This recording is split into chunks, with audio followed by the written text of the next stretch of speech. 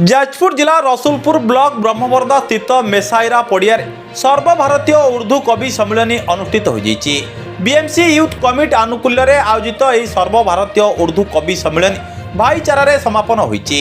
विश्व भातृत्व विश्व में शांति प्रतिष्ठा सहित मनीष रक्त में सबू संपर्क बंधा होईछि।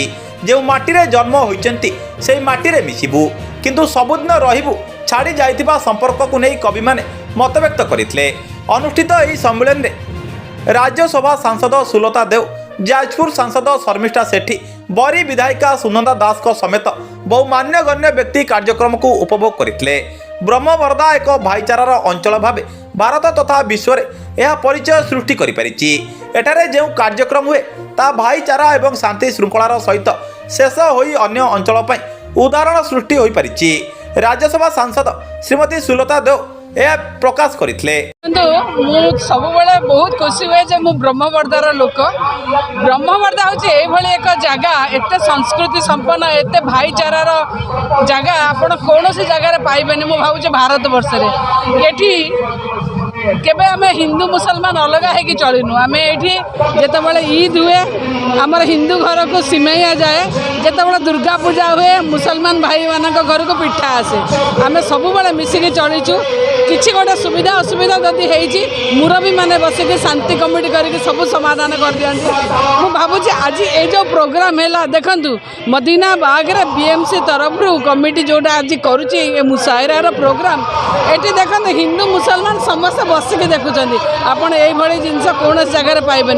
हृदय साधुवाद जनईबी सब मुरबी मानक ब्रह्मवर्दार सब सान भाई मानक जो मैंने बीएमसी प्रोग्राम ऑर्गेनाइज कर बाहर माने ओडिशा नुह ओडिशा बाहर जदि देखिए मुशायरा करने आसो साधुवाद जनईबी। यही भाईचारा सबुदिन बजाय रहो भगवान पाखे प्रार्थना करी।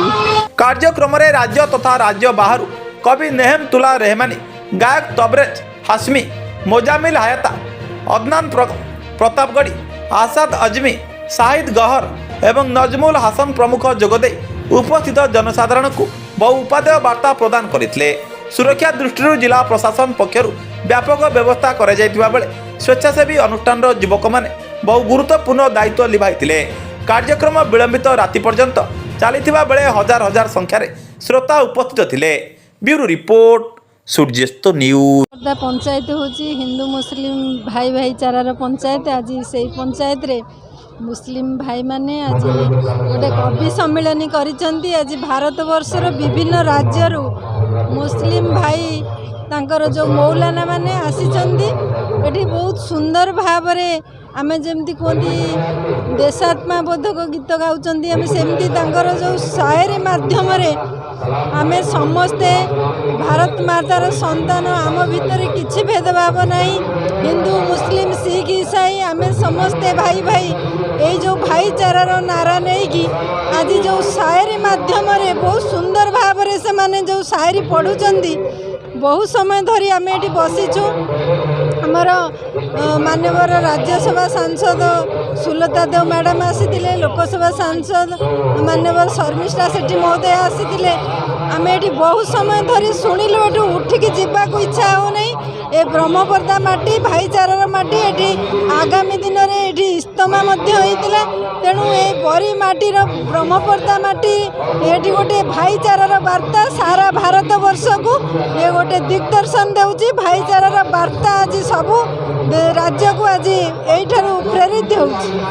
आगको भारत वर्षर विभिन्न राज्य रे जो हिंदू मुसलमान भाई भाई माने रहउचंती सेमानकु समस्त को गोटे संदेश देवी जे आम भितर किछि भेदभाव नहीं। आमे समस्ते भारत मातार संतान। आम भितर आमे समस्ते भाईचारा सृष्टि करी भाई भाई होई चलिले आमे अन्य शत्रु देश को आमे सहजरे